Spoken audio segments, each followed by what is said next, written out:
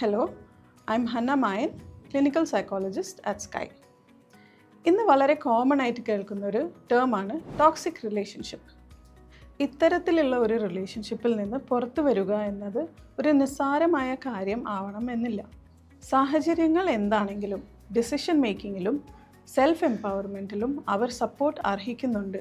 Abusive റിലേഷൻഷിപ്പിൽ നിന്നും പിന്മാറാൻ പറ്റാതെ പോകുന്ന ചില കോമൺ കാരണങ്ങൾ നമുക്ക് നോക്കാം. പേടി അഥവാ ഫിയർ, പാർട്ട്ണറുടെ റിയാക്ഷനോടുള്ള പേടി അല്ലെങ്കിൽ സെൽഫ് ഇൻഡിപെൻഡൻ്റ് ആവാൻ പറ്റുമോ എന്നുള്ള ഭയം. അടുത്തത് നോർമലൈസ്ഡ് അബ്യൂസ്. കുട്ടിക്കാലത്തു നിന്നേ അബ്യൂസ് എക്സ്പീരിയൻസ് ചെയ്ത വ്യക്തികൾക്ക് ഒരു ഹെൽത്തി റിലേഷൻഷിപ്പ് എങ്ങനെയാണ് വേണ്ടത് എന്ന് അറിയാതെ ആവാം അവർ വളർന്നത്.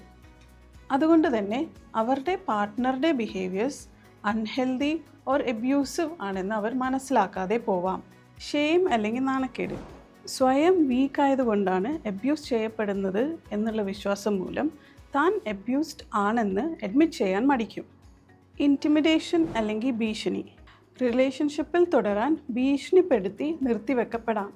ഫിസിക്കൽ അല്ലെങ്കിൽ വെർബൽ ത്രെറ്റ്സ് കൊണ്ടോ കോൺഫിഡൻഷ്യലായ ഡീറ്റെയിൽസ് ലീക്ക് ആക്കും എന്ന ഭീഷണി കൊണ്ടോ അവർ ട്രാപ്പായി പോകാം. ലോ സെൽഫ് എസ്റ്റീം, നിരന്തരമായി verbal or blame four physical abuse നേരിടുന്ന വ്യക്തികൾ സ്വയം അത് ആക്സെപ്റ്റ് ചെയ്യാനും താൻ തെറ്റുകാരാണെന്ന് വിശ്വസിക്കാനും തുടങ്ങും.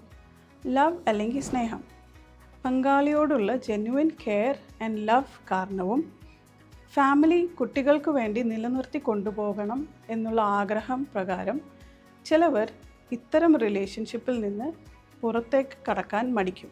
No matter the reason, leaving any relationship can be difficult. ഒരു പ്രോപ്പർ സപ്പോർട്ടോടു കൂടി ടോക്സിക് ആയിട്ടുള്ള റിലേഷൻഷിപ്പിൽ നിന്നും നിങ്ങൾക്കും പുറത്തേക്ക് കടക്കാം.